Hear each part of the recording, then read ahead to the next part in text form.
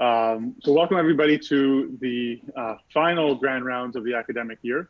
It's really been a pleasure to extend this virtually over the last couple months, but I do think it's time that we call it for the academic year, in that people are starting to get back to work and we're seeing really a slow reopening of society. So what we will do is restart the grand rounds with a virtual component in the fall, back at 7:30 a.m. Eastern time, and we will circulate the links for our Toronto and Ontario and international colleagues as well.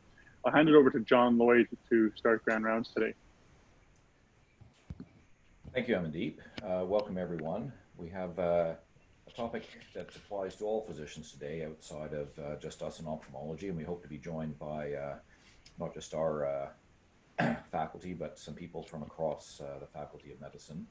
So I would like to welcome Jeanette Gauguin, who I've actually known for many years, since she trained me back in the days when I actually did some internal medicine before I switched over to ophthalmology.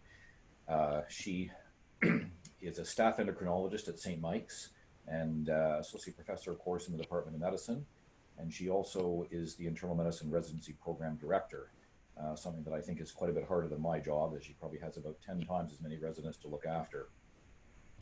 She has had the opportunity to teach residents in multiple specialties about professional relationships with industry. And she's presented on the subject for otolaryngology, and enjoyed debating Big Pharma meets Big Academia and who benefits at Women's College Hospital annual internal medicine debate last year. Dr. Gauguin was part of the original task force that developed the UofT Relations with Industry standards, and most recently she developed the UofT Relations with Industry module with the assistance of Dr. Susan Schneeweiss, who also is joining us today as a panelist. This is the module which all faculty at UofT affiliated hospitals completed recently for hospital reappointment.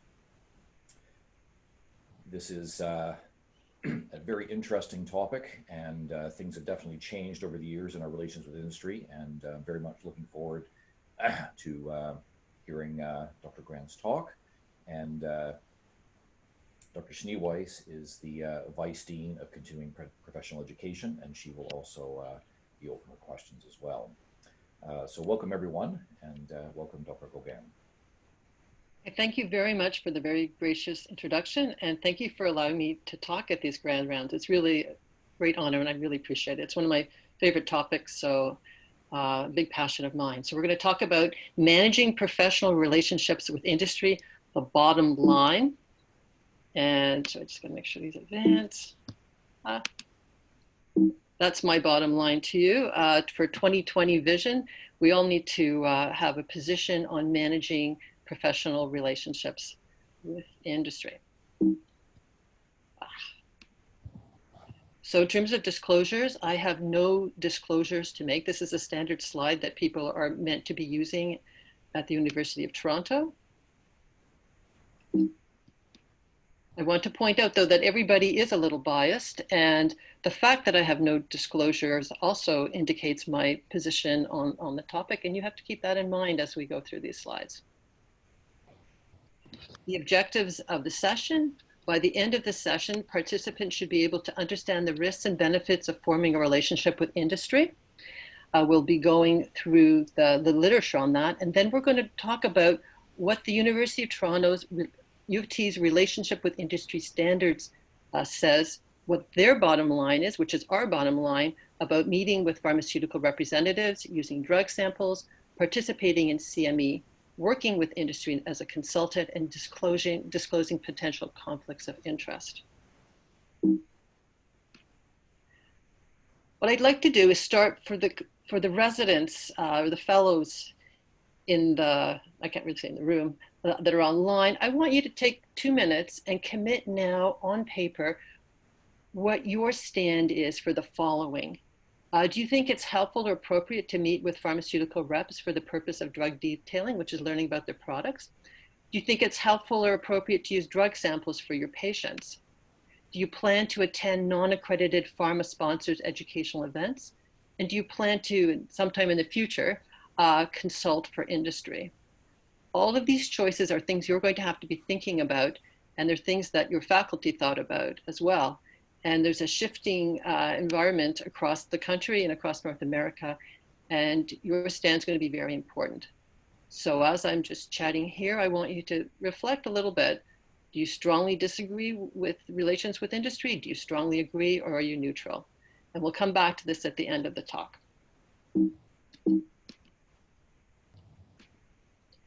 So this is one page of the relationship with industry and environmental and the educational environment in undergraduate and postgraduate medical education. This is a very important document that was developed at UofT. It took many years. And their bottom line, which is what we're going to be talking about, these are standards which we've all signed off of as part of our annual hospital reappointment. We've signed off as being compliant with them. So it's important for us to reflect on what they actually say. They may be more strict than or less strict than you want to be, but you have to know and understand what they are, because they apply to residents as well as to faculty. They weren't created out of the air. There's other policies. There's a CMA policy, which are the guidelines for physicians in interactions with industry. The CPSO has a policy as well. The Association of American Medical College has a policy. They designed a task force, and this was used heavily when creating the Toronto standards. And finally, your hospitals have policies too. You must be compliant with all of these. The UofT standards are fairly high, so if you comply with the UofT standards, you will be complying with the others. So let's talk a little bit about the risk versus benefits of forming a relation with industry. We're going to start with the benefits, because I think it's really important to have a balanced view of this. And if you look at the University of Toronto's vision and mandate for research, the UofT is committed to being an internationally significant research university. And if you look highlighted in orange, they want to be responsive to the rapidly changing needs of their industry or professional field, and they want, they encourage industry sponsorship for research. In the 2017 to 2020 Strategic Mandate Agreement for the University of Toronto, it outlines the expectation, actually, that we look to industries potentially as a source of revenue for research. And there's lots of examples of this being done very successfully. There's this partnership with the Government of Ontario, Mars Discovery District, and Johnson & Johnson for developing the JLabs Incubator, an innovative research center. There is programs for students, for internships, practical co-ops, and service with industry. There's the Artificial Intelligence Vector Institute affiliation. More than 30 companies having committed a combined total of more than $80 million to support the institute, etc. This is a medical one, etc. So the point is that UofT is encouraging researchers to form relations with industry as a source of funding. Is there a downside to this? Though there is one publication by Wayne Condro back in 2013 looking at the critique of these collaborations. In their drive to attract new revenues by collaborating with corporations, donors, and governments, Canadian universities are entering into agreements that sacrifice fundamental academic principles. Many fail to protect researchers' ability to publish freely, while just one spelled out rules for disclosing conflicts of interest.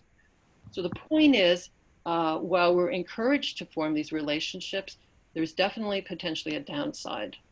So in terms of the risks, if you enter an agreement with industry, will be developing a potential conflict of interest.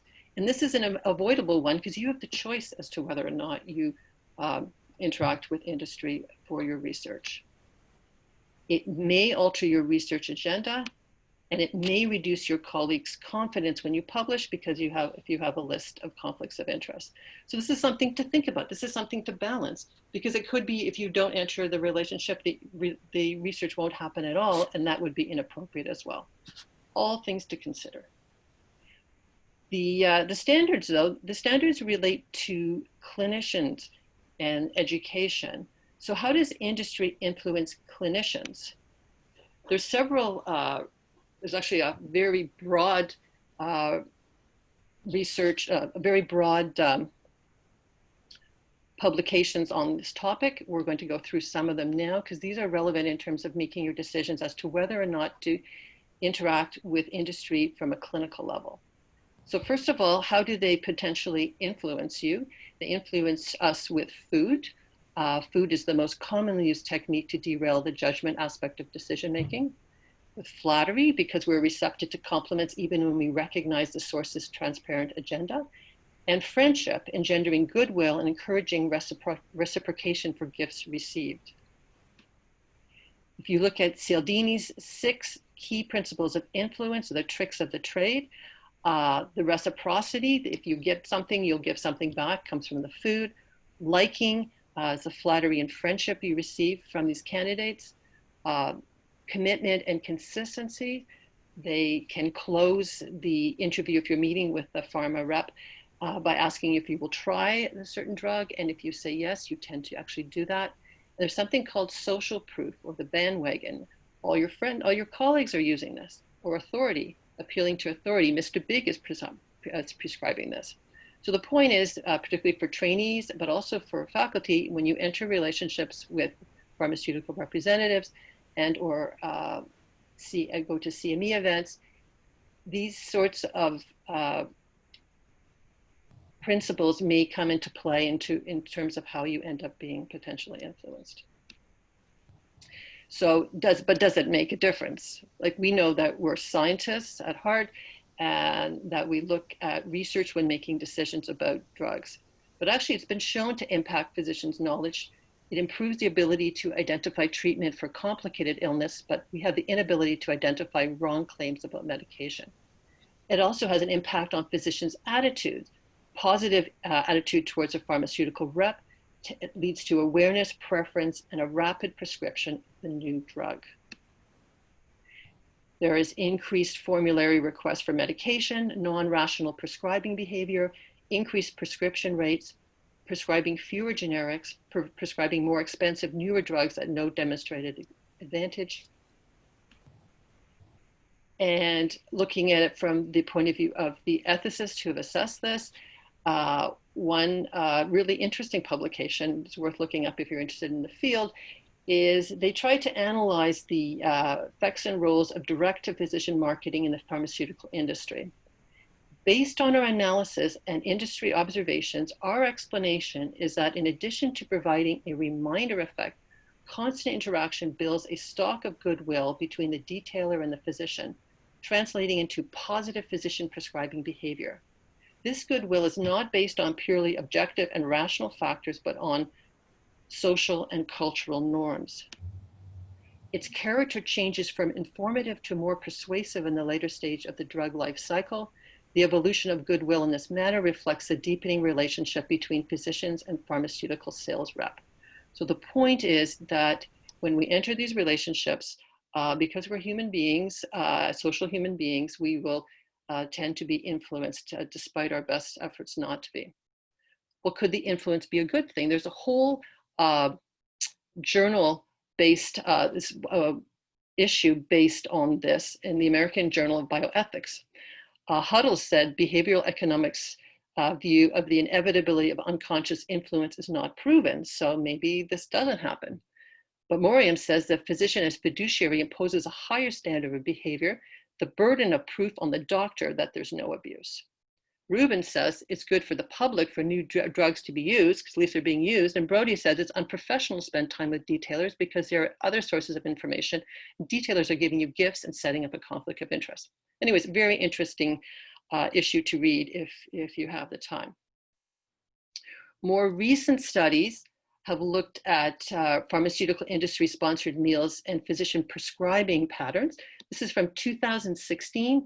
The question is, if you go to pharma-sponsored events and consume their meals, are you more likely to promote the brand name at a higher rate of others? And they looked at a study in the States of 280,000 physicians receiving a single $20 meal and found that there was increased prescribing of the drugs that those companies had. So the meaning is the receipt of industry-sponsored meals was associated with an increased rate of prescribing the promoted brand name medication to Medicare patients. If you eat a meal, you will probably be more likely to prescribe the drug or use whatever the company is promoting. Another article from 2018 had found similar things. They looked at payments made to physicians. This isn't a meal, but if you're working for a company, if you're consulting, and are you more likely to prescribe certain selected costly brand name drugs?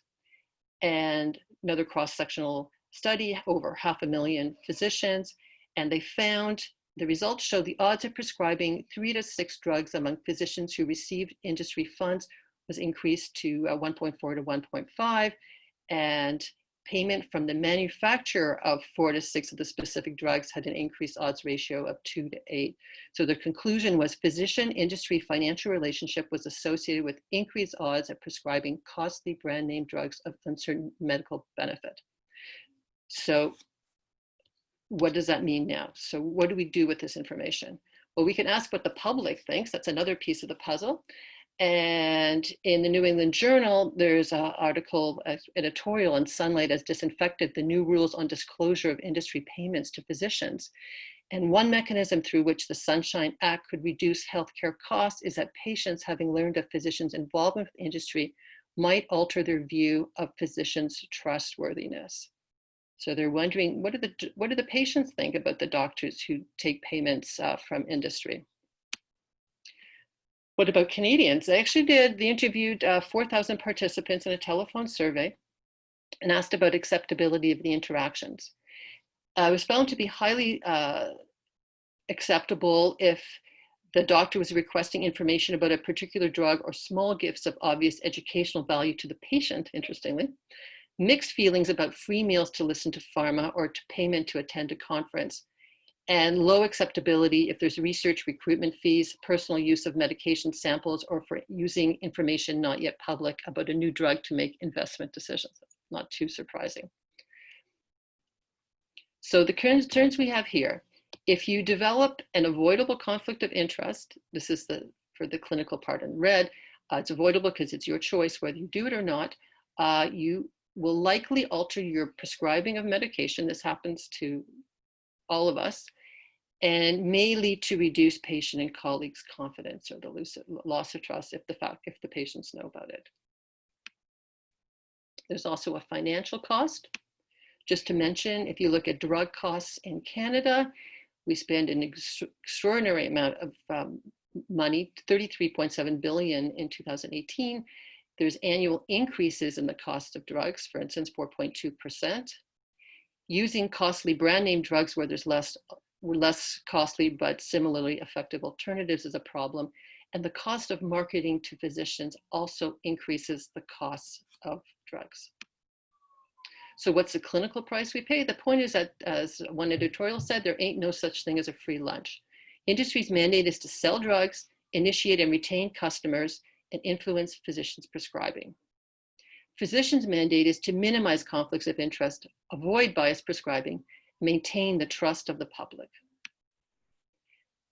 What is the academic price we pay? There's a potentially reduced academic freedom. It depends on how you set up research. Creation of potential conflicts of interest and increased drug costs, and there's the risk of the loss of the trust of public.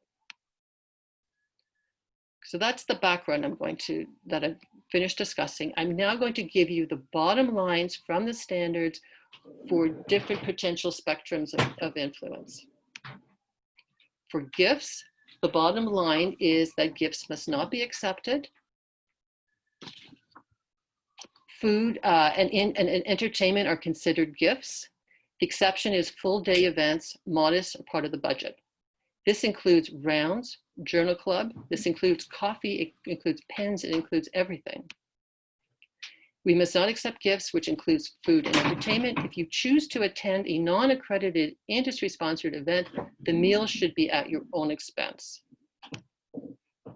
What about sales representative, the bottom line? Your new admin assistant tells you she has booked Susan Next from Intel Design to speak to you about the company's new glaucoma medicine, low IOP. What do you think the pros and cons are of meeting Susan?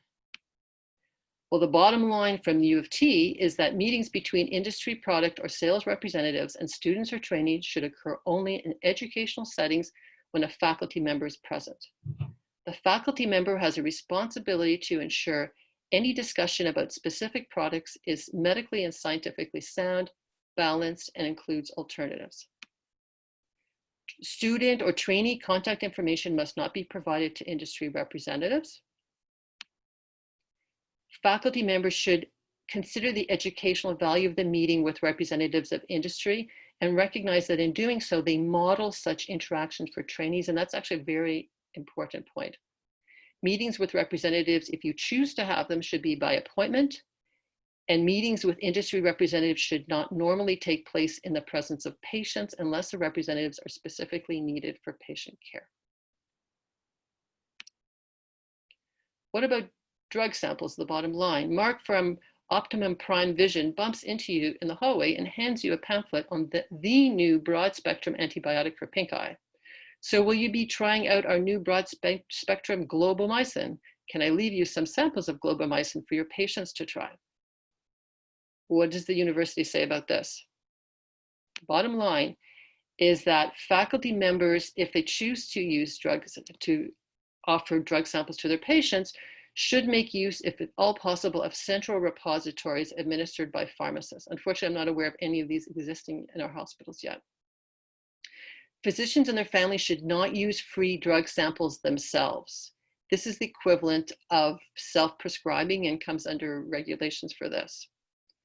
Physicians who continue to dispense sample drugs must keep appropriate records and ensure the drugs are stored and dispensed in a safe manner. So if you choose to do so, you should check out the standards which list the concerns. Consider the ramification of using samples. They are often more expensive than older but equally effective options. And handouts of a small number of tablets don't provide a long-term solution for the patient. The type of sample available will influence the drug you choose to prescribe. And if you do decide to use samples, it's best done with central distribution by the hospital pharmacy when possible. So a lot of people will use drug samples for their patients. It can be the first step to helping somebody who doesn't have other coverage, but there are certainly challenges and ethical issues to be considered. What about CME, the bottom line?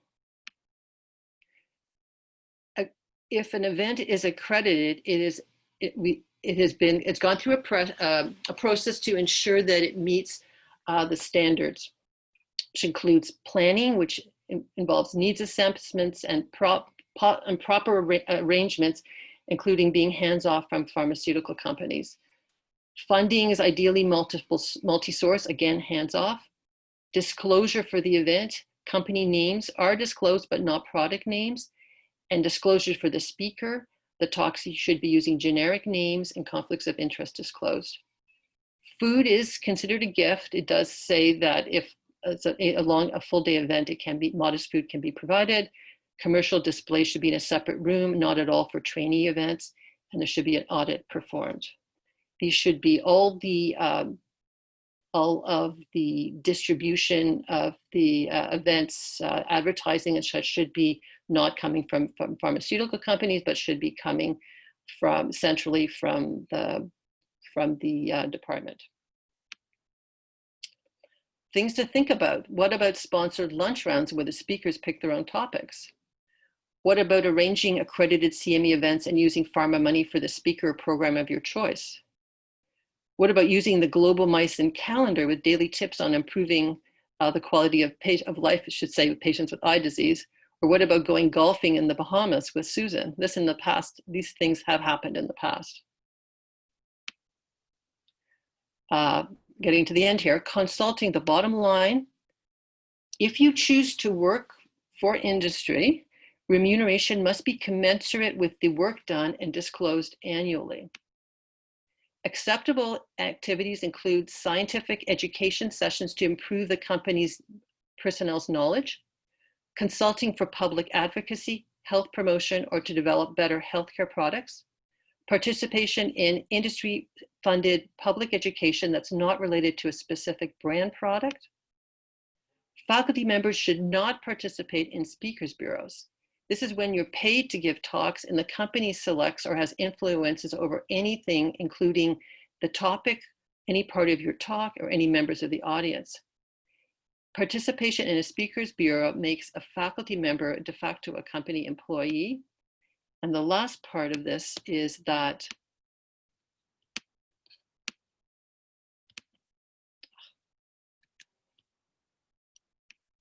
sorry, I'm having trouble because my thing is disclosed. Faculty members should not participate in industry marketing or sales programs. So the concern is if you're participating in the speakers bureau, that you're actually marketing the drug for the patient, for the doctors. Disclosure, bottom line, what to disclose. All funding received from industry when you do your annual reappointment. When you disclose it, not just the annual reappointment, but also any talks, if you're speaking to the media, if you're teaching, including CME events. So in conclusion, the university and pharma are no longer at arm's length. When that happens, there's a risk of reduced freedom of speech. When you enter relationships with an industry where there's a conflict of interest may develop, even just a perceived one, you will have a price to pay. There's a risk of non-rational prescribing, as hard as we believe that is to be so. There's the need to declare conflicts of interest, and there's the risk of you losing the public's or patient's trust. So again, think balance. Where do you stand on these issues? Different people stand in different places. And for the trainees in the audience, maybe think again, is it helpful or appropriate to meet with pharmaceutical reps? Is it helpful or appropriate to use drug samples? Do you plan to attend non-accredited pharma-sponsored educational events, or do you plan to, in the future, consult for industries? Each of these have their pros and cons, and it's going to be up to you to make your decisions. So I'm open for questions. I think the whole panel would be open for questions now. All right, Jeanette, thank you for a great talk. And yes, you're absolutely correct. There are some questions that have come up in the chat box, and I'll throw these out to the entire panel. So feel free to address them. The first is actually from, I think it's Eugene Liu, it says E-Liu there. Very good question. Sometimes we don't actually know what medications cost. And so you may speak to somebody and they'll tell you, this is what our medication costs, this is what the competitor's medication costs. But is there an easy way for us to know how much a medication will actually cost our patient at the pharmacy? That's actually a really good question. I don't know if there's a repository. What I do, and it probably drives my hospital crazy, because often it's a question of knowing if the patient can afford the drug, is I phone the pharmacy up and say, if I'm writing this prescription, how much are you going to charge the patient? There's probably better ways to do it. We also have a pharmacist associated with our diabetes center who's done a lot of help finding out this information. But basically, I don't know of any way besides going through pharmacies. Does anybody else know? I mean, that's a bit labor intensive, but probably the best way, as you said, because there are dispensing fee differences between pharmacies as well. So yeah. that would certainly be definitive. I don't know if anyone else has any other thoughts on that. Okay. The next question, so a question about meals. Do the studies look at education without meals to compare if physicians would have still increased prescription habits if just listening to the talk without meal? I.e., was it the meal, the talk, or the evidence? That's a really good question. I haven't actually seen that. We could do a randomized study seeing if it makes a difference to have the meal or not. I think in general, can anyone think of going to a pharmaceutical event that didn't have food? I'll throw that out. So, hey Jeanette, it's Ike Ahmed. Thanks so much for your talk, and what an important area of interest for all of us. I think the challenge is I think manifold, and as you said, and I think you probably would have said this already, that we have to remember industry's primary motive is to make money and to answer shareholders. I don't think anybody can debate this, and I think we all have to really keep this in mind, where our duty is to our patients, of course, and to get the highest quality evidence. So I think that's one thing I hope that all of our listeners, particularly our residents and fellows, remember this. And even those like myself who consult with industry have to always keep that in mind, that that's the primary motive, and that's really clear. The challenge, I guess, for some of us is to differentiate For example, the meal question. I mean, we're scientists. We like to do randomized studies and also account for confounders. And I guess the question is, was it, again, the evidence presented? Was it the speaker's charisma? Was it the food itself? Was it the setting? Is part of the question. And so I do think gifts are a challenge. I just wonder, though, whether proving it is perhaps also the challenge, in that if the talk was given at a society meeting or university rounds, would that have also potentially increased the prescribing habits? And I'm always careful making conclusions without necessarily having from evidence, although we can certainly give an opinion. I guess the point is if there's no pharma involved, because even if there's no food, there could still be, like you say, a beautiful scenery or whatever, or the speaker could have been paid and could potentially be providing biased information. So if you're getting biased information, there's a chance of it affecting your prescription. I think the other thing, Ike, is that we've seen that even the simplest of gifts, like a pen at a booth, and so there's no evidence presented, but a simple gift can bias our behavior. And so I think there is a risk to any gift taking as far as the bias it can produce and how we react in the future. Yeah, and I guess the point to, I hope, those listening, in that even an event that is at a meeting or a society meeting could be biased, even though there's no gift and there's no industry directly supporting it, in that how it's presented. So I think these are inducements, no doubt, but there doesn't necessarily mean the opposite. In other words, that if there's no gift or there's no setting, that the talk or that the speech or that the topic would not be full of bias. I think that's, it's important to consider the actual, presentation as well. And it could be biased or not, whether it is a gift or not. So I have a question to the panelists from the university. U of T seems to have taken the approach of, given that we know we can be influenced more easily than we think, that it's sort of a moratorium against these interactions entirely. But we do need industry to make new drugs and things for us. Could we not have an approach where we educate our faculty about just how susceptible they really are, so that they can enter the interactions with that in mind?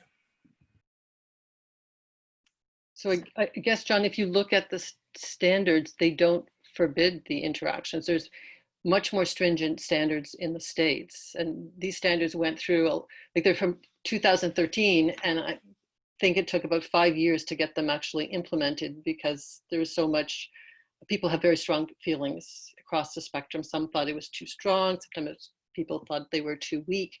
So they don't forbid them, but I think we should all ethically think, is this the right thing to do? Because chances are, like, the question is, I don't know if there's a risk of bias prescribing, if you can still stop it.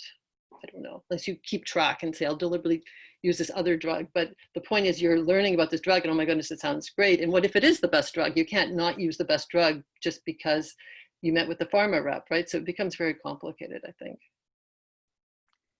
So as well, from the university perspective, sometimes when you have these relationships with industry and you disclose them, it lets people's guards down. So they're like, it may affect other people, but it's not going to affect me. And actually the evidence shows that even if you know about this, that you are still influenced by industry. Dr. Gogan, I have more of a question than a comment. In terms, you mentioned about generic drugs. Many times we write for a prescription, even if we write no, generic not acceptable or whatever, please give brand, they will still give the generic. Is this a pharmacy issue in Canada, or is this something that is just an idiosyncratic response? Because I think what I've seen is that pharmacists will always go to the generic, regardless of what you write. Yeah, I don't know the answer to that. It might be a government policy because it's less expensive. I don't know. But Alan, you do know that pharmacies make money when they give generics, right? This is a very well-known relationship between pharma and pharmacies, in where the pharmacy displays their generics or what they prescribe, for example, that there are kickbacks. And of course, our governments have tried to reduce this, and they have had some laws in this, but but that's a whole other world that doesn't involve us in the generic world of pharmacies. Well, it does involve us through our patients. There's some products that, I'm okay with some generics, but there's some dry eye generics, for example, that don't work as well as their the brand name, and subsequently patients don't tolerate it, and compliance goes down. So I was just wondering, I've seen this happen many times where you write for something, and a lot of times I'm okay with a generic, but in some circumstances where the brand is significantly better, going to result in better compliance, and that's better for the patient, they still end up getting a generic. I did not know that, Ike, that there's a provincial pharmacy relationship. I thought that pharmacies made their money just by the pharmacist fee. So that's interesting. Well, there's a relationship between the pharmacy and the generic manufacturer is what I'm saying. And that's maybe the underworld we don't know about very much. And of course, our government, Ontario government, has tried to enact laws, and they have some laws, and you've probably heard the pharmacists, really up in arms on this, because they make significant amount of money when they have a generic on the front of their shelf, and the patient picks it up, and they're maybe pushed toward that. So, anyways, it's just a comment. It's an important one, and the other thing is that they also make money where selling shelf space, more visible shelf space, is more expensive than less visible shelf space.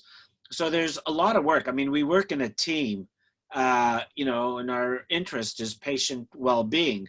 But I think there's several points in the chain where there could be a bit of a problem. So just I'll follow that up with a little bit of context for some of our non-ophthalmologists. I think the issue of generics and brands really is at the forefront in ophthalmology, because we're not just looking at the active ingredient, but there's a number of other factors, including bottle design, the tip design, the material, the carrier vehicle. And so as ophthalmologists, we're very attuned to this, because we've seen not just in dry eye, but also with glaucoma medications, that there can be some differences there. So I just wanted to provide some context to our audience.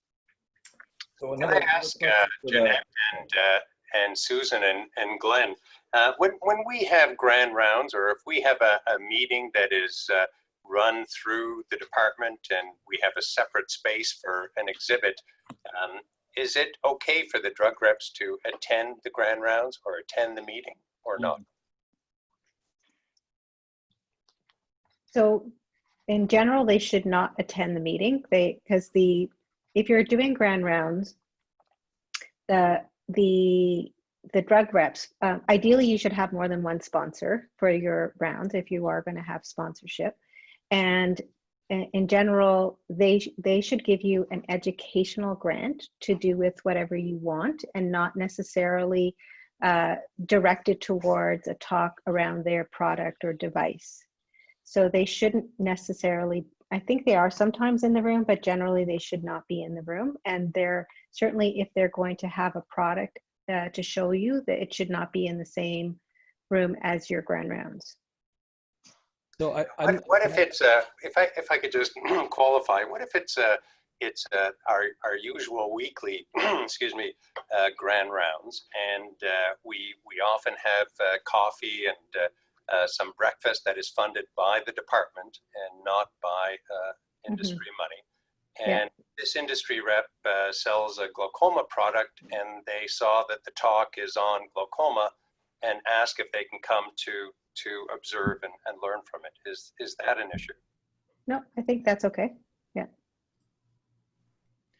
So just a really question, and I realize faculty who come to you and say, I'm delivering a talk on such and such. It's a completely unbiased talk. It's my own opinion, but I do receive a speaker's fee or something from industry, which happens, at least in our field, a lot. Please send the invitation to all the residents if you think it doesn't contravene UofT policy, which I think it does. So I don't know, Jeanette, if you want to take that. So do you want to speak to that, or do you want? Well, we can both speak to it. Yeah. It sounds like that's not appropriate, because it sounds like the usual process of needs assessment and your department deciding what people need to hear about. That hasn't happened. I've had it happen. I can recall a time when somebody who's a very prominent American in their association was coming to Toronto and wanted to give a talk, say. And I thought, this is amazing. This is like phenomenal. This guy is coming to speak. Let's bring him. And my division director said, "Oh, you sure about that?" I said, yes.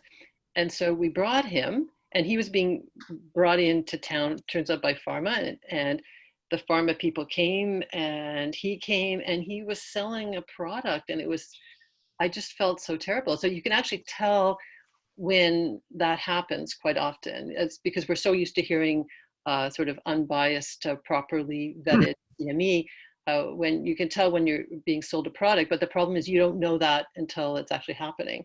So that particular person, it could be a totally proper discussion, but you don't really know that, and it hasn't had the proper vetting for CME. I don't know, what do you think, Susan?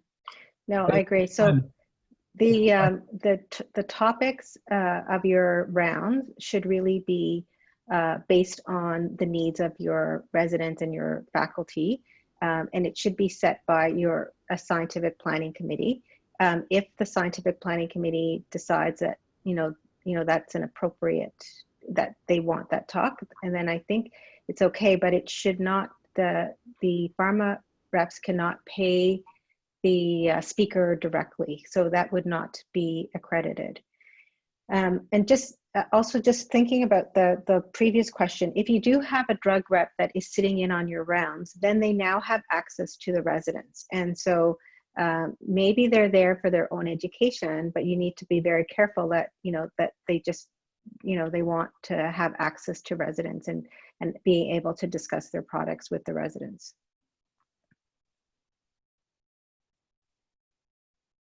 There was talk of a sunshine list in Ontario, and is that still going to happen, like what we've seen in the States, listing physician earnings from industry? They were talking about that, but I don't know what happened. Has anybody else heard? Because that was supposed to be happening, but. Yeah, I thought there was an obligation on the industry partners to disclose that rather than on the physician. My final question, particularly to fellow program director, is if we completely attempt to shelter our residents from all these interactions, then boom, they will graduate and be, completely perhaps non-savvy in their interactions. Yeah, so this is what I've spent years working on, actually, because normally I'm teaching residents. So I run the talks as a seminar.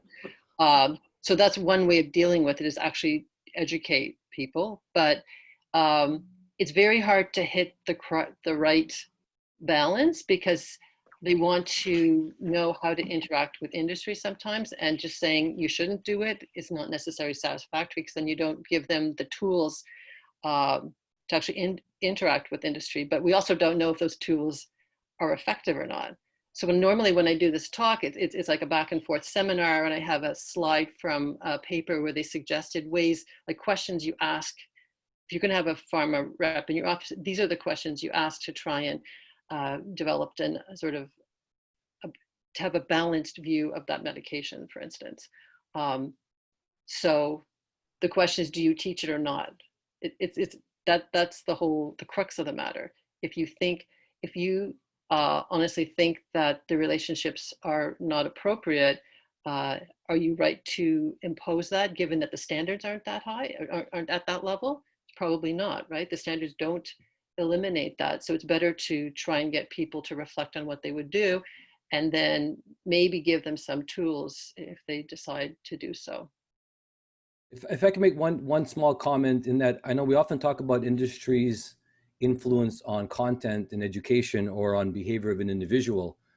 I think, though, it's well documented that the delivery of funds to sponsorship for education in a department or a medical society, funding research programs in an unrestricted manner, quote unquote, to departments and to societies also create influence amongst the organizers, amongst the leadership. And I think it would be naive to think that doesn't change leadership behavior. It may manifest in an event or in a decision made later on, perhaps, but that's an example, again, of industry's influence in departments, in our medical societies. And as we know, there's been some very strong editorials written by some pretty well-known people that have suggested that we should ban completely any relationship with the medical societies or departments for that reason. So the issue is pretty complicated. I think in some ways it's maybe a double standard, in my opinion at least, because I think that influence of industry is not just content in a CME event, or sorry, in a medical education event. It's about influence with relationships with people. And our leadership and our organizing committees and our teachers have relationships because we get sponsors for our meetings, whether they're our national meetings or provincial meetings or departmental meetings, from industry. And we can't ignore that. We should, I think, hold it to the same level if we are, in terms of how we deal with those problems. And I don't have an answer to that, but I do think it's a little bit of a double standard. I can tell you, Ike and I have been going back and forth with email all week about this topic, and you know, there's no question. There's no one that's above the risk, and a department chair or a program director is just as susceptible to influence by industry.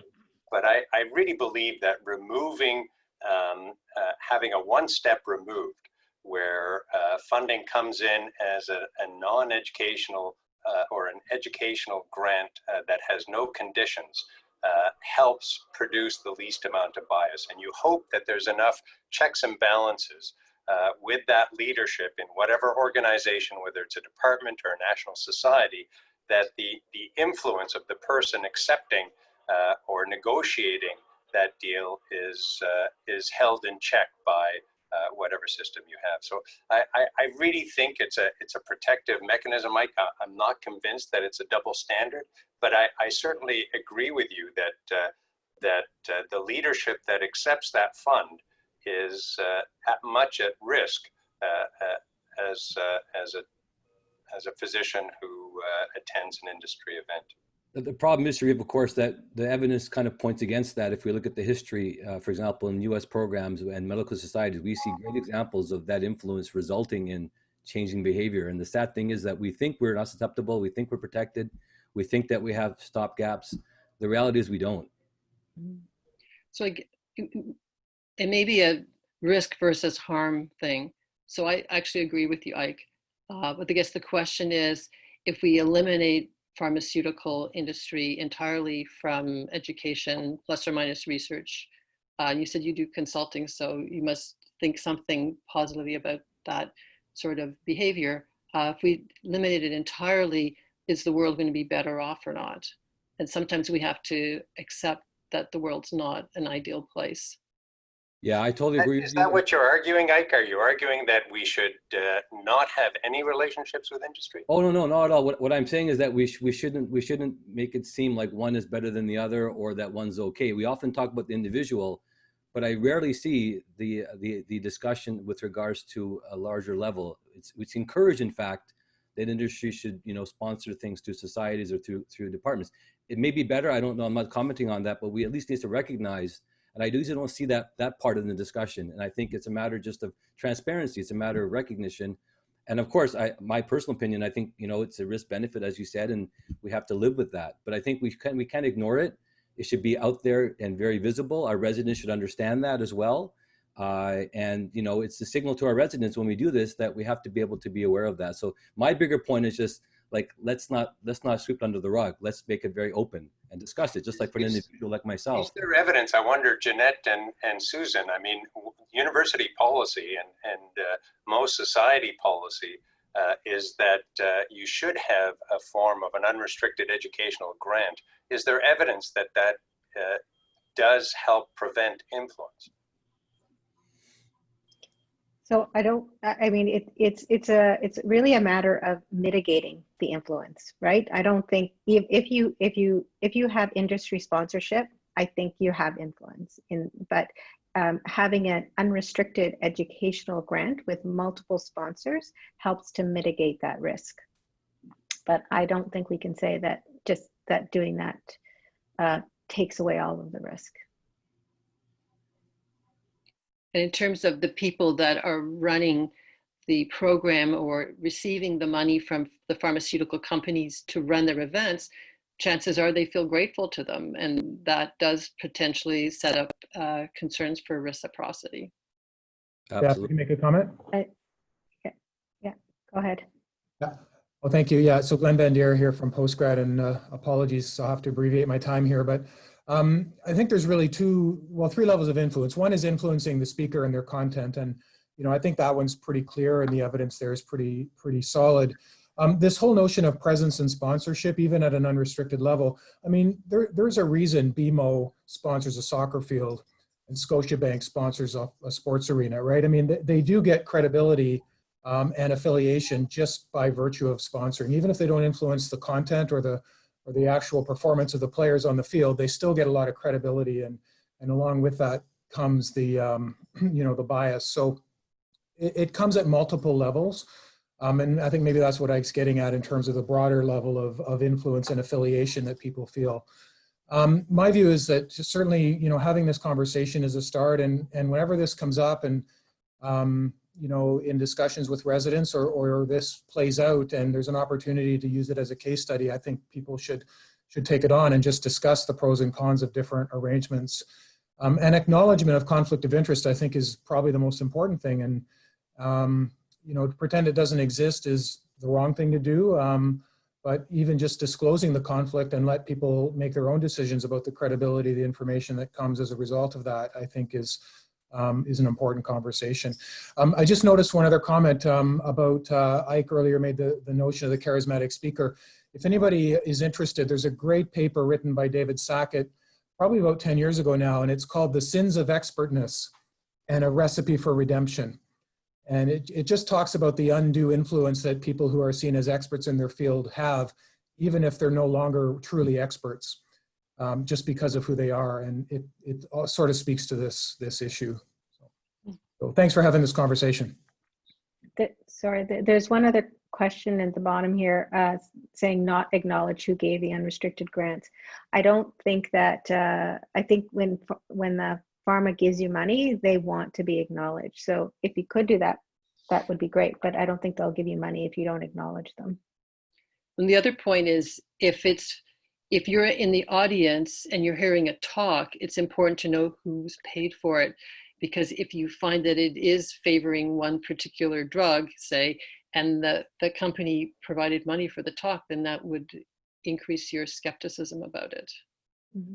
So it's like I think the best advice is, whether it's company sponsored or not, we should all be critical, right? Don't believe the speaker. That should be your first, that's the null hypothesis, right? Don't believe the speaker. Go seek out your own evidence. Go talk to other people who have different views.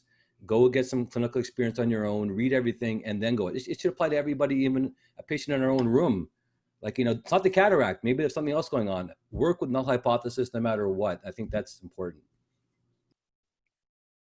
Okay, guys. Well, thank you for that riveting discussion. I want to thank all of our panelists, Susan, Jeanette, and Glenn. Thank you for joining us from the university. Ike, thank you for your contributions there. Very important conversation. I think it's a conversation we need to be having. So I think step one is just putting this out and making sure that's not something that's swept under the carpet, but actually something that we discuss, and we can agree to disagree, or have this discussion. I do want to move on to the second part of Grand Rounds here, and for that I'm going to pass it on to Radha Kohli for wellness, and we've got a number of speakers here that she will go ahead and introduce.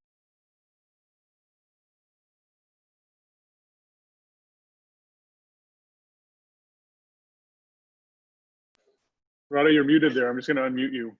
Oops. Thank you. There you go. I should know better than to keep myself muted. Anyways, let's start with our wellness moment. So today we have Dr. Rootman, one of our rock star corneal surgeons, who's of course world renowned and in his field, and also lovingly known in our department as a mindfulness guru and yogi. And thank you, Dr. Rootman, for agreeing to tell us about how you've managed your wellness during the pandemic, and how you're going to move forward as we open up and keep the things that you've learned now moving forward?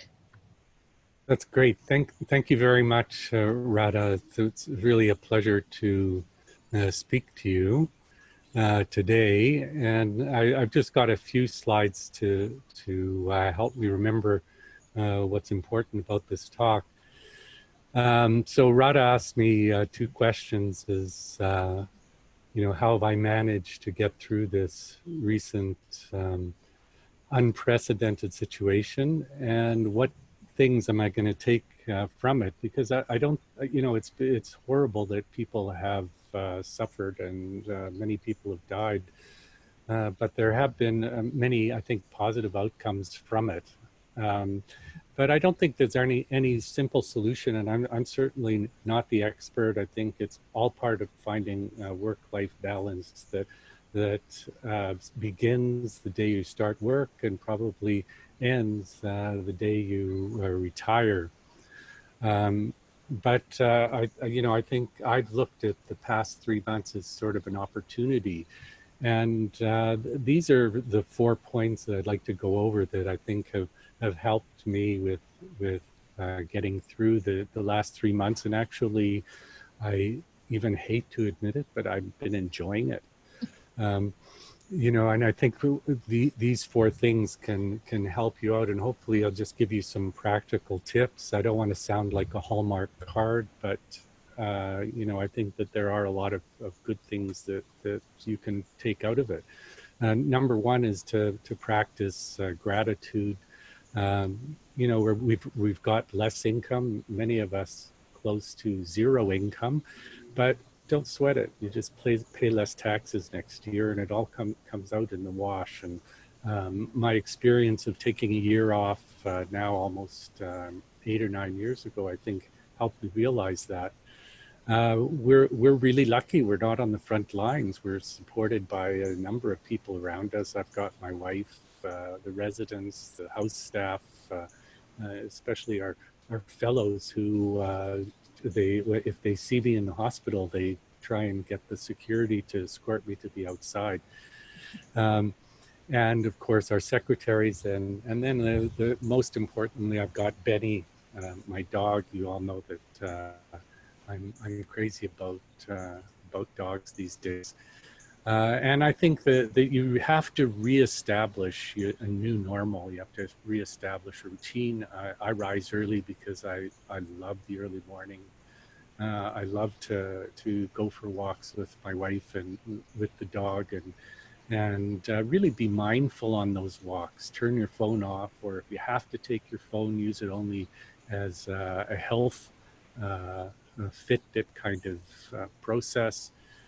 And I've used the time to acquire new skills. I'm sitting out in this beautiful backyard, and one thing I did was I ordered 2,000 pounds of river stones, and I deliberately moved those all by myself. I bought a wheelbarrow and a shovel, and have been doing the landscaping work myself.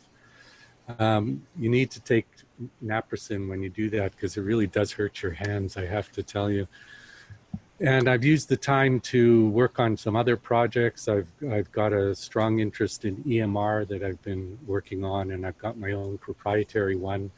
No financial interest. I don't care if I ever sell it, but it's made my life more interesting in my office.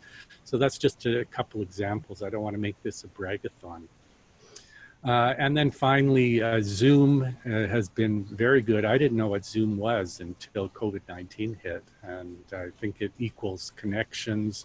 We can use Zoom, and I found the seminars more relaxing and, in fact, more engaging than being present. And you don't have to waste time. Okay, have you got your coffee? Whoops, so, I need to go to the washroom, all that sort of stuff.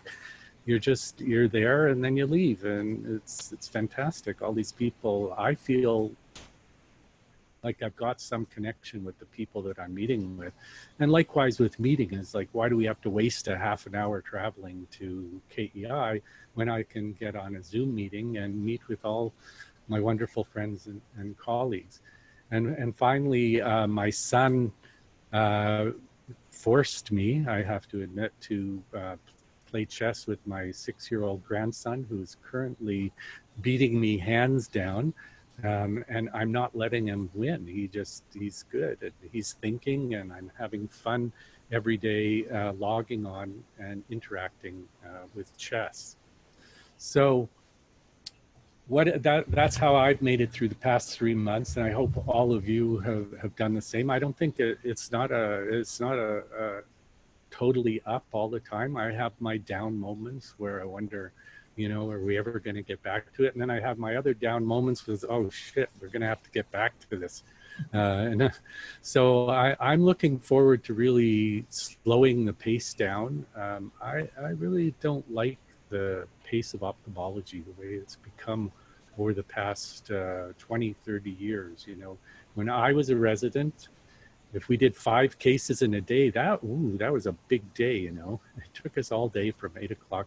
And now, people are doing 20, 25 cases in a day. We're seeing 50 to 100 patients in our clinics. And how can you really connect with that many people in a day? I personally don't feel I can. I know we've all got our own quotient. I've also learned that I don't need the job to feel the pride. There's lots of things in life that I enjoy doing as much that have been somewhere else existing in the back of my mind. I've always worried, will I go from hero to zero the day that I retire? And this has helped to reinforce that that's not true. I'm having a great time, once again, despite the horrible things going on around us. And finally, I'm going to keep more remote connection workouts. I'm doing now completely with FaceTime. I get to choose the music now, which is fantastic. Meeting with my families, meeting with my colleagues, and an online platform for learning, I think, has increased and got me back into the habit of spending time with our trainees and spending time with the fellows and residents online has been really, once again, it's reconfirmed my commitment to teaching and lifelong learning. So that's all I've got to say. And thank you, Radha, for being a persistent coach and not letting me off the hook. I tried to wiggle out of this one, but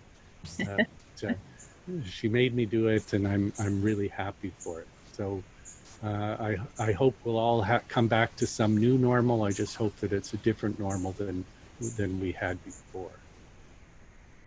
That's wonderful. Thank you so much, Dr. Rootman. Lots that we can all learn from you. So thank you.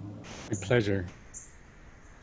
Okay, we're going to shift gears, but we're going to keep mental health and wellness in our minds because it's important for everything that we're going to now discuss. So today we are going to talk about things that we don't normally talk about in our department: racism and, more broadly, discrimination and inequity. I'm not an expert in these areas, but have invited some experts to speak to us about these issues. These are sensitive topics, and the intention is to bring awareness and open the dialogue and not in any way to offend anybody. Sometimes it takes extreme circumstances, like the pandemic that we are all living through currently, to experience and witness discrimination, and at the very least, it gives us the opportunity to pause and look more deeply at things. While some of what we discuss today might not directly relate to ophthalmology, we can use this as a lesson to look at the inequities that exist in our own field. All of the inequities that we are going to talk about have implications with mental health as well, so I want us to always keep that in our mind. So before we start with Angela, there's 2 polling questions. Amandeep, do you want to put the first one up? So the first question is, have you experienced racism or discrimination in your own life in the last 10 years? Yes or no?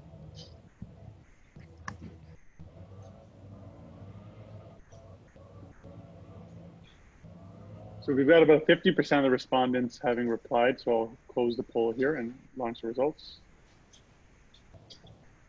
So it's 2/3 yes. Mm-hmm.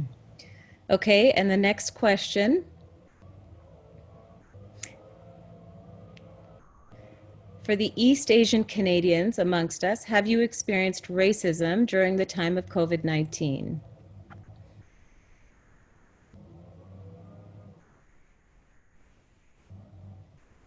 Okay, so we have less people obviously replying given the demographics that we've asked. So I'll close it here. We've got 15% of people replying, and the results again, 2/3 yes. So today, just broadly, we're going to start out with some stories about racism against our Canadian East Asian colleagues. And then we're going to turn to inequities in COVID-19. And then we're going to talk about strategies for dealing with this. So stories, statistics, and strategies. We're going to start with Angela Zhang. Angela is one of our PGY5 residents.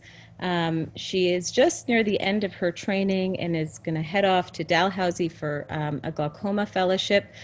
We spoke about this and she very kindly agreed to be the sort of representative of some stories that have occurred to people in our own department who are East Asian Canadians. So Angela, do you want to talk to us? Thank you so much, Dr. Coley. Like Dr. Coley mentioned, recently I have had some chats with some of my fellow co-residents. And today I just wanted to share a couple of stories that were actually shared with me by speaking to some of my colleagues in our own very program. We found that these were very difficult topics to discuss. Angela, sorry to interrupt you. Can I ask you to get a little closer to your microphone? Okay, how's this? I think that's better. A little bit better? Okay. Yeah. So what we found was that these were very difficult topics to discuss. And actually today we decided to share some of these stories in an anonymous way. Of course, with permission of the people who share these stories with me. And the colleagues who share the stories actually felt very strongly that these stories should be shared and we should be having a discussion regarding some of these topics. And of course, at the end, we'd love to hear some advice and strategies from our panelists on ways to handle and cope with these kind of situations. So this first story actually happened in Toronto only a few weeks ago on the subway. Someone from our department, while riding the subway, had someone else actually, while getting off the subway, sit in our colleague's space. This person had actually said various profanities and had commented on the colleague being Asian. Of course, this colleague was very shocked and was definitely in frank disbelief. At that time, this colleague was actually actively participating in patient care, hence immediately contacted occupational health just due to concerns of the pandemic and making sure they're not putting their patients at risk. A few things that we discussed that they felt that helped with the situation in the aftermath, that definitely the bystanders in this situation were very, very kind and helpful and provided cleansing wipes and definitely strongly condemned this person's behavior, saying how inappropriate it was. And the person definitely felt very supported in this situation. And also after speaking to occupational health, they were definitely very kind, professional, and sympathetic. However, there was one topic that did come up when we were discussing about this portion of the story, is that the colleague did feel a bit nervous and slightly embarrassed to bring up the racial slur portion of the story. And lastly, in discussion with this colleague, the colleague did feel that being able to discuss the stories in a very informal way with people that they feel comfortable with definitely helped with coping with the situation as well. And in terms of the second story, this also happened not too long ago as well in Toronto. It was around the time when COVID was actually just happening.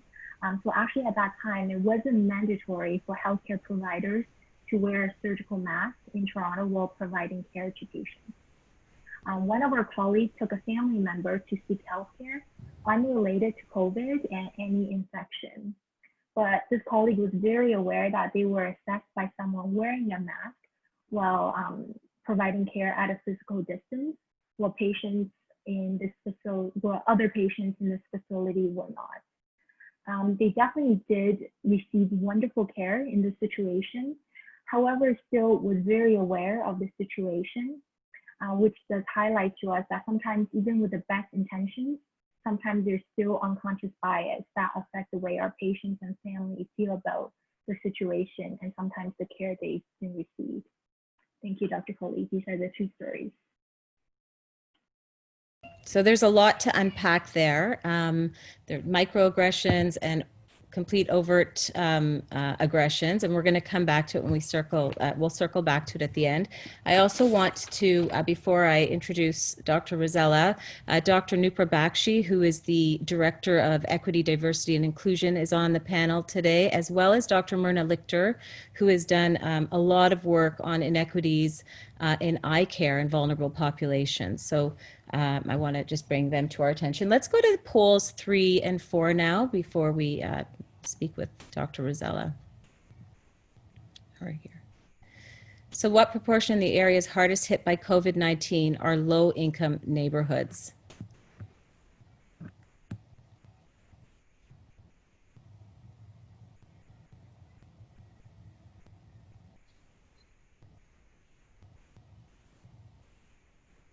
All right, so we've got about half the audience voting there, so I'll call it off. Share results. Okay. And there's one more. Mm-hmm.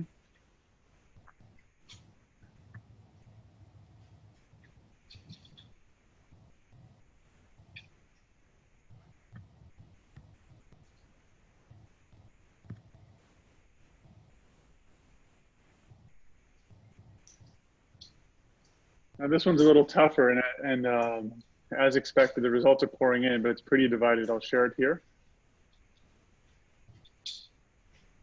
Okay, that's great. So I'd like to introduce Dr. Laura Rosella. Dr. Rosella is an epidemiologist and associate professor at the Dalla Lana School of Public Health at the University of Toronto, faculty, and also a faculty member in the Vector Institute for Artificial Intelligence, and holds scientific appointments at ISIS and Public Health Ontario. She also holds a Canada Research Chair in Population Health Analytics and is the Program Director for Epidemiology Doctoral Program at UofT.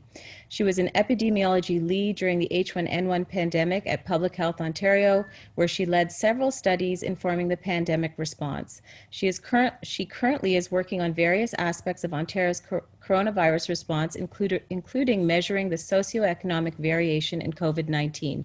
I met Laura a year ago. We worked together on a course, and I fell in love with her right away. She's fierce in her intellectual rigor, and she always brings insightful comments to everything. Actually, she's also a mother of 2 beautiful children, and she's a top 40 under 40 scientist as well. Welcome, Laura, and thank you for agreeing to come and talk to our group today on the inequities of COVID-19. Thank you so much, Dr. Coley, for inviting me. Can you hear me okay and see my screen? Yes. Great. So I'm just going to go through a couple quick graphics, really, and talk about what the COVID pandemic is looking like in terms of some socioeconomic and inequities that we're seeing. These are headlines from the US. These headlines started appearing before they started appearing in Canada. Many people, when they saw the headlines, weren't surprised. We often see similar headlines in the US for lots of different outcomes. But really in New York, there was a quite specific map showing who's affected. And of course, when the pandemic hit, everyone said, well, infectious diseases, this particular one is the great equalizer. Nobody has immunity. Theoretically, we are all at risk for being affected. It's sort of going to hit everybody. But in fact, as the pandemic rolled on, we didn't see that. So I was going to just talk about some of the trends that we're seeing. These are now Canadian headlines. And one of the challenges in Canada is that we actually have very little data on some of these broader factors. During H1N1, actually worked on a study where we called every single case and test negative and tried to get much more detailed information on occupation, socioeconomic status, race, ethnicity, to try and fill in the gaps. It's not routinely collected. And of course, when we don't measure it, we don't see it. And when we don't see it, it doesn't really make its way into the policy response in the way we would like. so it's been a challenge for the most part. In Canada, we've been using area-based measures, which are not perfect, but the best that we have right now. And you can just see some of the headlines that have been coming out. This is data specific in Ontario, a website I'm involved in with collecting information, trying to make it available in real time, and trying to put some of this information out. So there's a lot of bars here, and you can explore them later, but just the first thing I thought was interesting as a visual is this first piece right here. These are quintiles of socioeconomic status. They're area-based, essentially. 5 means most deprived. That's the dark one here. 1 is least deprived. And this is the difference between cases that were travel-related and not travel-related.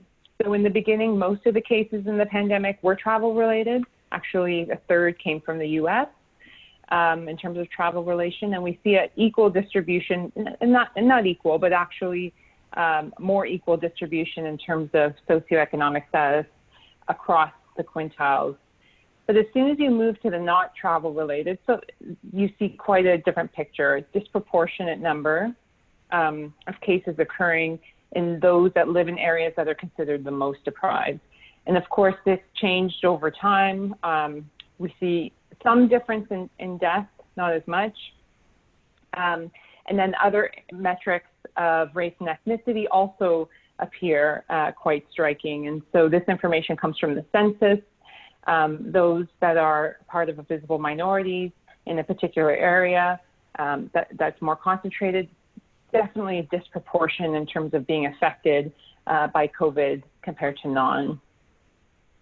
This just shows it over time. I'm not going to go into all of this, but I just want to just pay attention to that dark bar, which is again either living in the most deprived area from a socioeconomic status or from an ethnic concentration, and you see that bar growing over time. And we've seen this in many other countries. The pandemic starts, there's maybe travel-related, risk is distributed, and then the measures start. The ability to physically distance, working in a particular job, living in a crowded household, all of these factors start shaping out. And over time, the pandemic and the disparities actually grow. And this is showing also the same thing, but looking at both from a testing perspective and a not testing perspective. Toronto, 2 days ago, just released this map.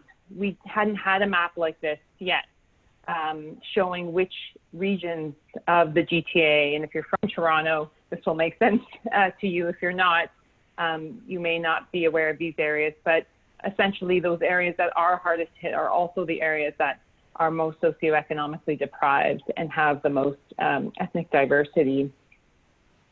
So what's happening? Lots of factors, but the main one is that being able to physically distance is a privilege. It's actually a social privilege, and as a result, the pandemic is disproportionately affecting those that can engage in that. There may be living conditions, how far people have to travel to grocery stores, the occupations that are more disproportionately affected in certain groups, and of course, underlying this, issues related to racism, inequities, and stigma. And I guess lastly, I'll say, how are these things actually making their way into policy? It's quite difficult, but we all saw the tragedy that unfolded in long-term care and is unfolding, and there were immediate policy reactions in results. And likewise, those in decision-making roles are considering how they understand the risk in these populations and what factors we can do to mitigate it. So I'll end there in terms of statistics, and just pause, go back to you, and let me know if you want me to comment further, or just wait for questions or comments. So again, for the audience, if you have any questions or comments, please feel free to forward them through the chat. I mean, I think I've heard a great comment. I don't know where I heard it a couple of weeks ago, but people started saying that we're all in this together, we're in the same boat. But I'm not sure, but I heard a comment that we're not in the same boat, we're in the same storm. And I think that sort of gets to what you're talking about, the fact that some of us are have a much easier time let's say, socially distancing or self-isolating than others do.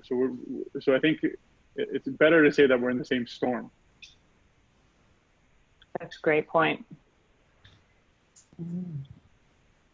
Myrna, do you want to talk anything about this in relation to your work on inequities in eye care? Oh, you're muted. Yeah, we're currently launching a survey between residents and medical students to see if there's a difference in opinion in their attitude towards homeless and marginally housed. And we've got to see how this COVID will impact my homeless and marginally housed population. We're going to be doing that in a Zoom meeting on Tuesday, and you're all welcome to attend to have ideas on how we can approach the most vulnerable of our population in this most tragic of times in terms of providing them with the eye care needs that they need.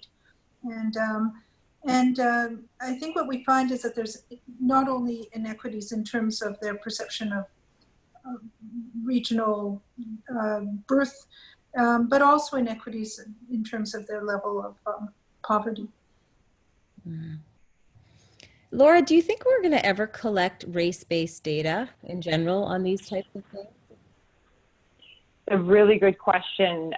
You know, there's been debates around the collection of this data for years. It's been happening for a long time. I mean, I think it's important to acknowledge that collecting this data is not without risk. It has to be collected in a responsible way and with engagement with the community to make sure it's used appropriately and not to stigmatize and lots of other things that can happen. But that being said, you know, the answer to the question, you know, are certain groups more affected than others? We can't answer right now. We actually do not have the ability to answer that question. It means we have a blind spot, and it's very problematic. So I think we will get to a place where we are starting to collect this data. I think we'll do it quite differently than other countries. I think we'll do it with a lot more engagement with the community.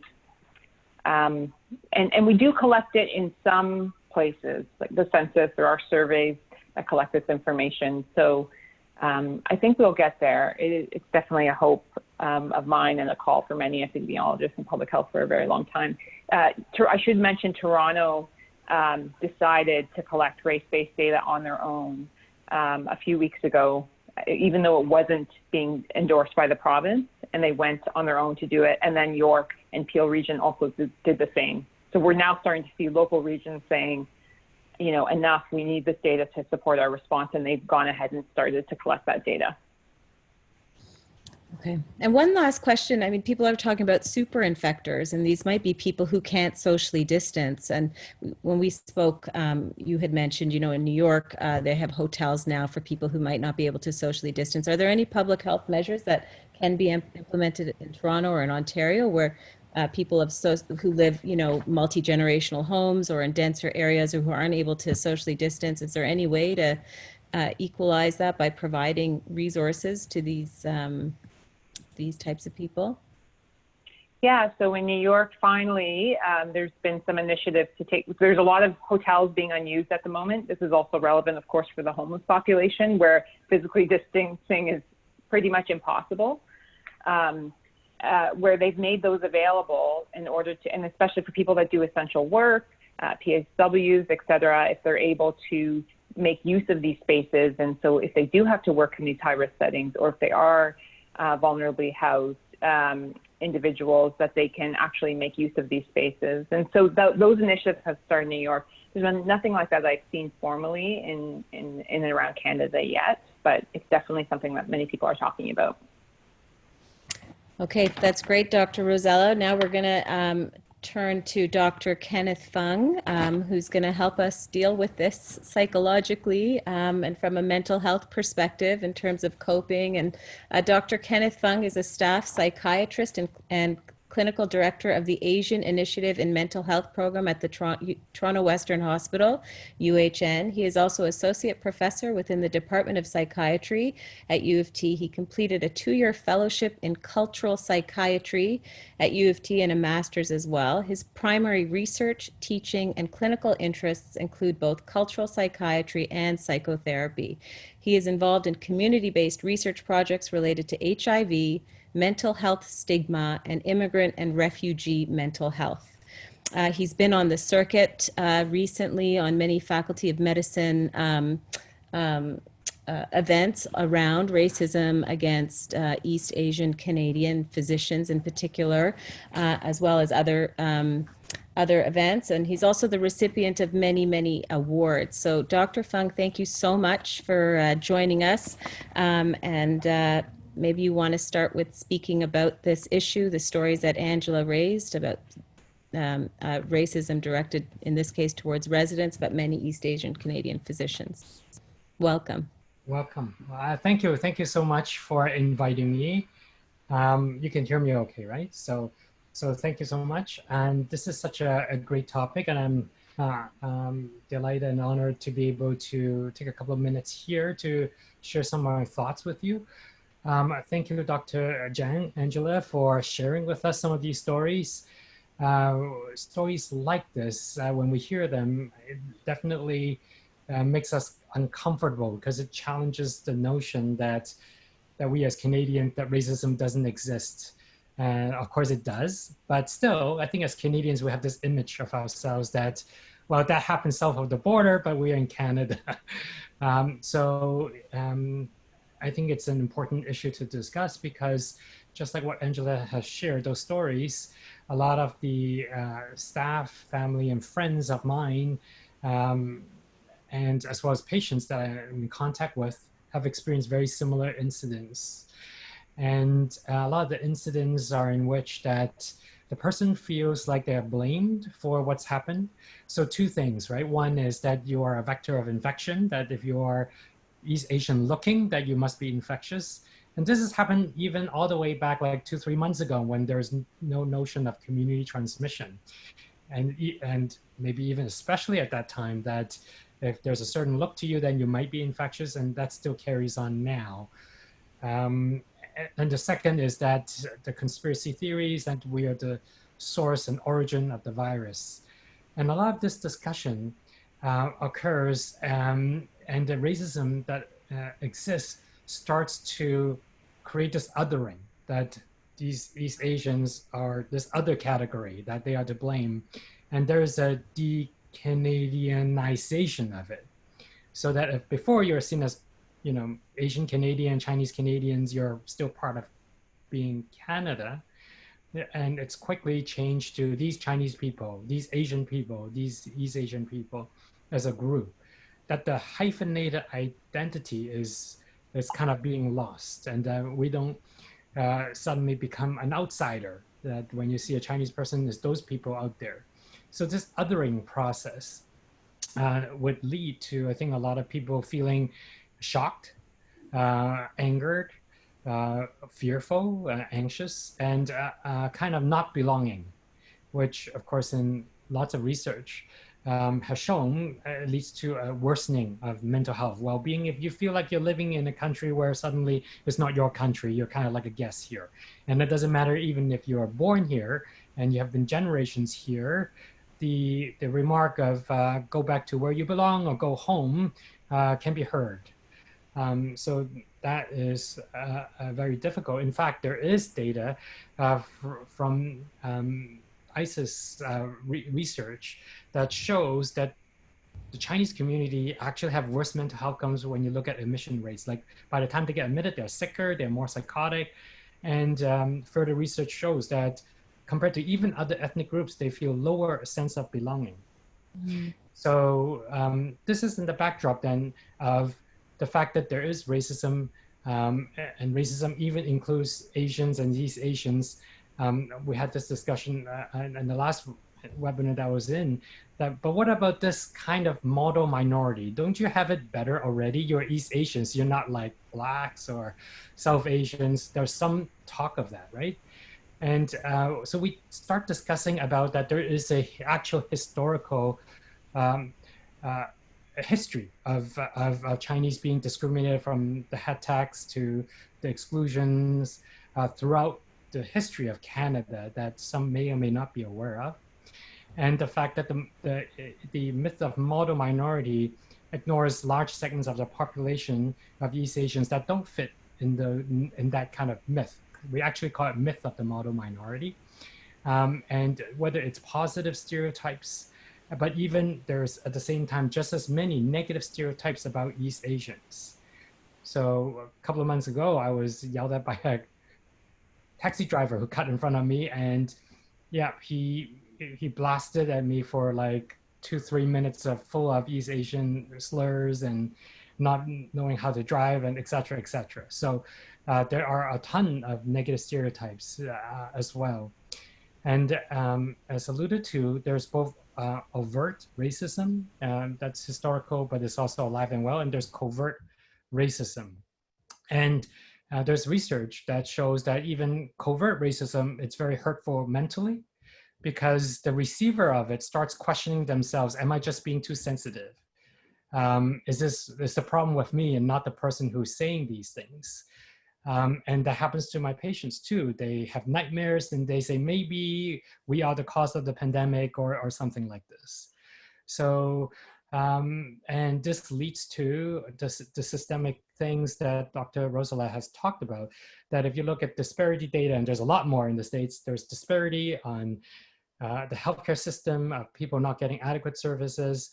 In academia, there's the bamboo ceiling, or in any industries that you can see East Asians successful, but never too successful because there's like a ceiling. Like you never see East Asians being in charge of anything much, because it's hard to get there, and sometimes you don't fit the mold by being you're supposed to be the quiet minority race who kind of don't complain so much and already appreciate what you've got.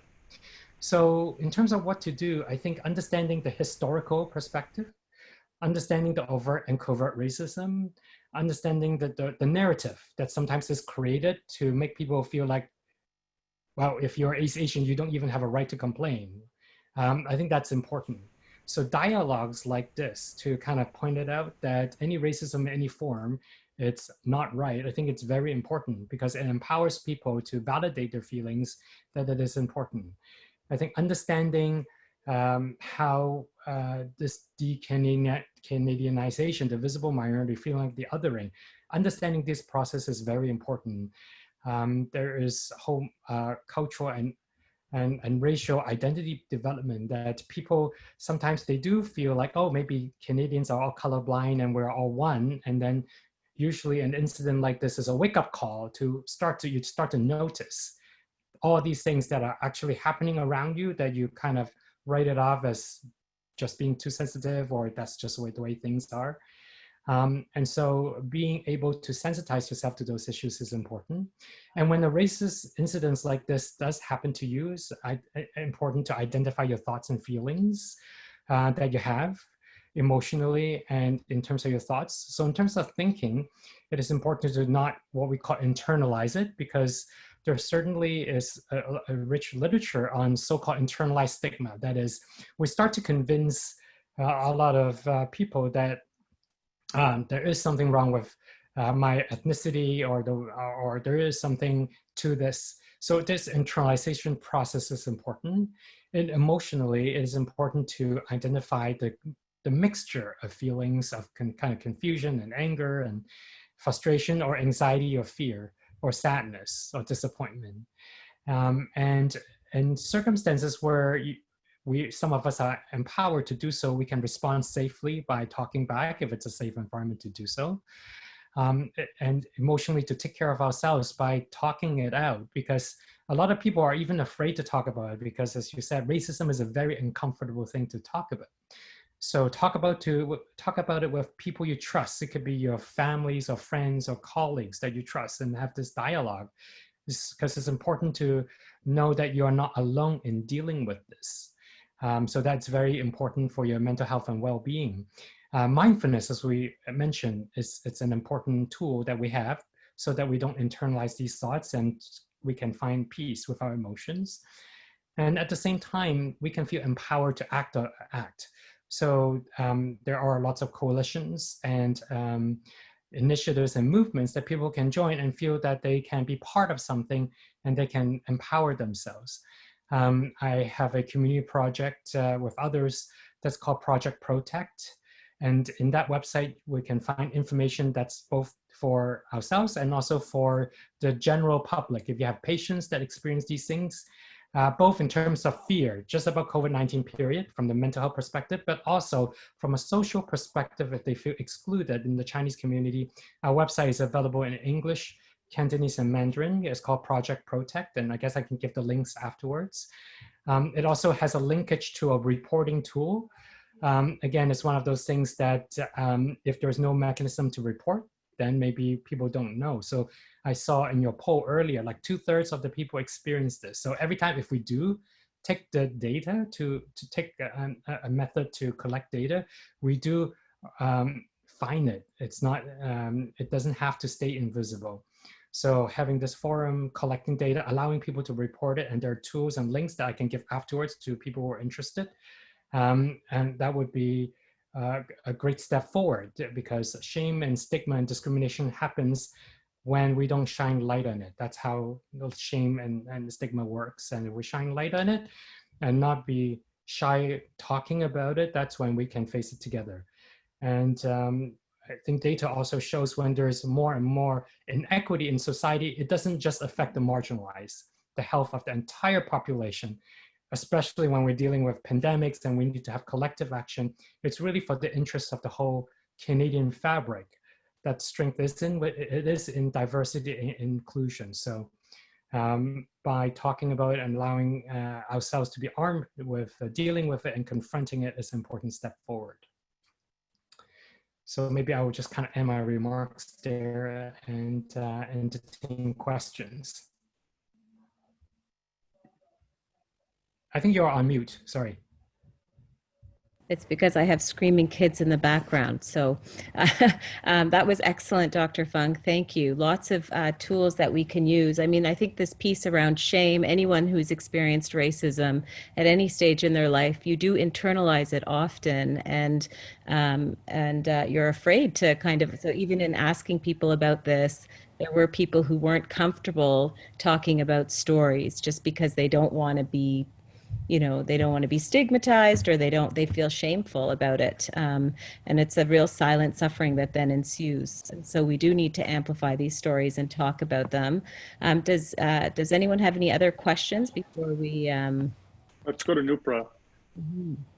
Dr. Fung and Dr. Rosella, thank you for the wonderful talks, and thanks to Radha for organizing this session. I wanted to know, how do you suggest we respond if we observe an interaction like this, or an obvious comment about racism? I've lost track of the number of times I've heard people casually say, oh, I blame the Chinese for this, including my fridge repairman yesterday. I mean, just random people who make these type of comments, and many of them are minorities themselves. And how can we be an ally? How can we respond? Yeah, I think that's a very important point, and that's where all of us are part of the solution in this together. So allyship is very important. So whenever and wherever we hear these messages, if we feel comfortable, we can certainly speak up and not let that go, because sometimes it's just a joke, or sometimes it's in passing remark, sometimes it's forwarding in Facebook like a conspiracy theory that certain president might have promoted at some point or another. So it's important to these little incidents are not little, right? So and so it's important to be able to educate people to talk about these things. So we need to speak up whenever possible. So, and I think we all have our spheres of influence and circles where we are more empowered than others. So at the moment of situation like this, and you know, in several webinars ago, we also talk about a lot of you are also preceptors for residents and trainees. So supervisors have an important role to empower residents and trainees to talk about it. There was another trainee survey not done long ago by Faculty of Medicine that a lot of residents and students experience this, but they don't know who to turn to. Or when they talk to the supervisor, it was kind of dismissed. Oh, you know, that is a person's a patient, so you cannot even approach this topic. Or so I think that as faculties, I think there needs to be sensitivity that we are in a power to help trainees to negotiate these issues. of course, that leads to the question of faculty development. I think a lot of us are not trained or feel comfortable in raising these issues in the setting of teaching, or what if a patient says this, what if a patient's family says this?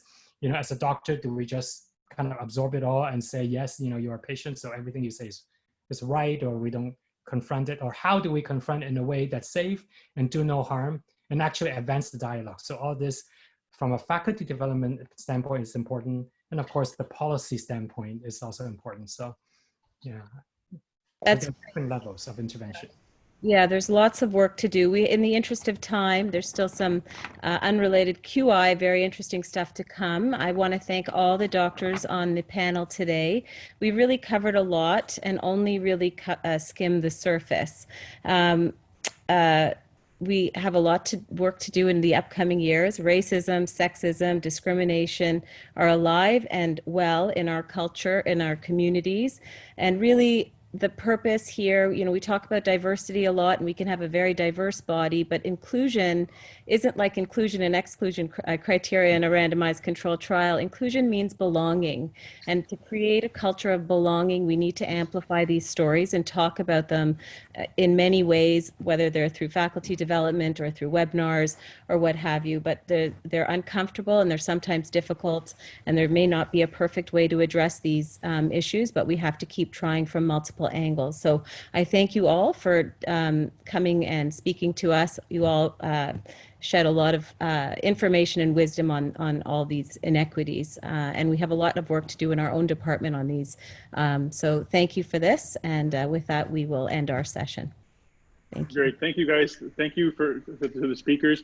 Again, a very difficult topic, but it's important that we discuss it. I am going to ask Tina to share her screen. She's going to share a quick 5-minute video with us on a QI project related to COVID. I am going to ask Laura and Ken. I noticed you've typed some answers into the chat box. Thank you for doing that, but can you please address them to all panelists and attendees so that everybody can see those? It's just a little glitch with Zoom. So Tina is one of our... let me just introduce you briefly. So Dr. Tina Fafeli is one of our PGY1 residents, and she has worked hard with her mentors, Drs. Wendy Hatch and Ephraim Mandelkorn, and I believe a couple of other residents listed here, Hatem and Sultan, to put together quite an entertaining thing as we head back to, well, entertaining and scary thing as we head back to increasing work in our offices. So welcome, Tina, and thank you for sharing your project with us. Thank you so much, Dr. Lloyd and Dr. Rai, for the introduction. Can everyone see my screen okay? Yep. You can see your screen, but you're a little quiet, so maybe lean in. Okay, I'll speak a bit louder. Without further ado, I'm going to share this video which showcases our team's work, and then we can chat further at the end.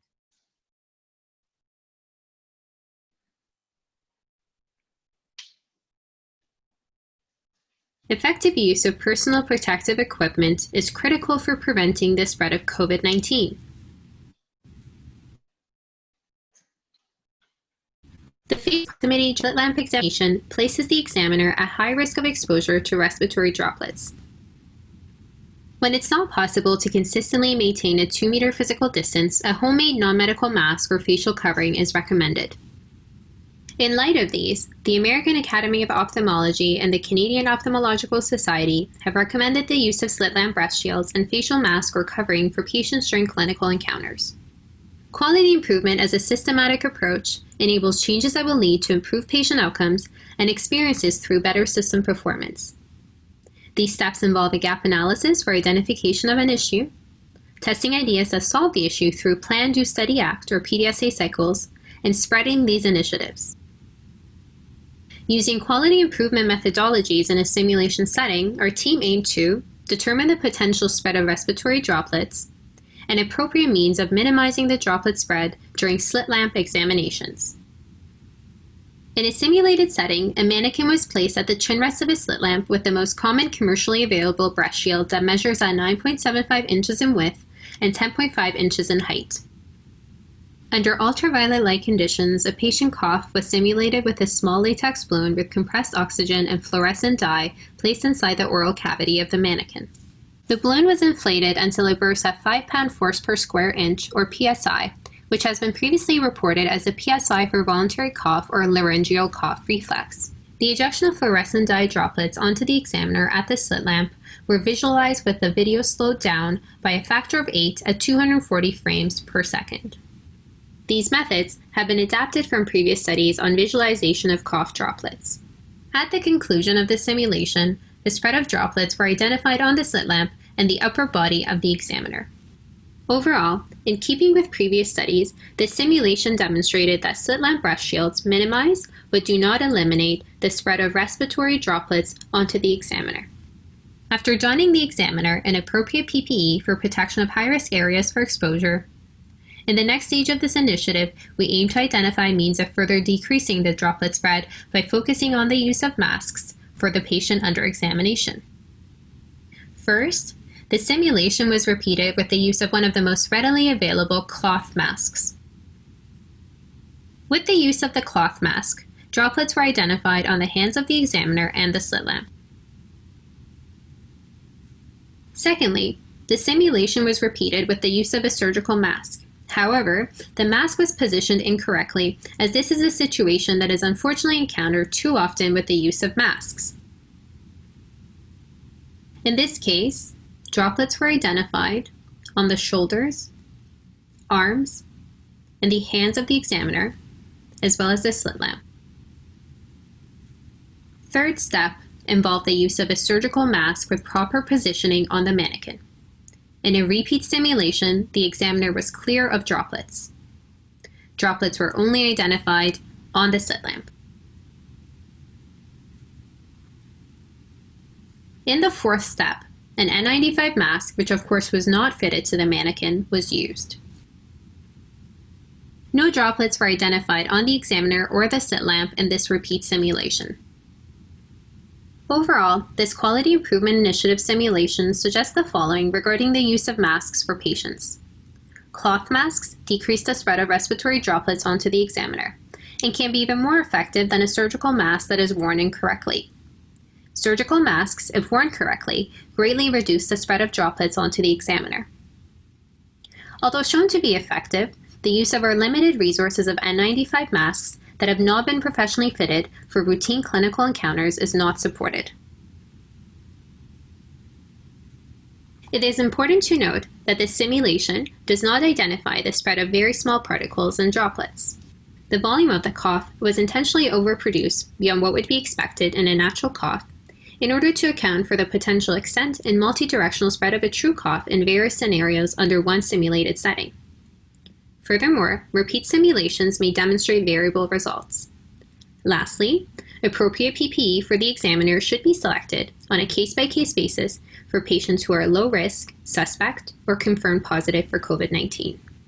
In summary, the findings of this Quality Improvement Initiative suggest patients should wear a mask during clinical encounters, including a well-fitted cloth mask if it's the only available option. Correct positioning of the mask is critical, and an improperly worn surgical mask. Slit lamps should be cleaned between patients to prevent cross-contamination. Thank you, and stay safe.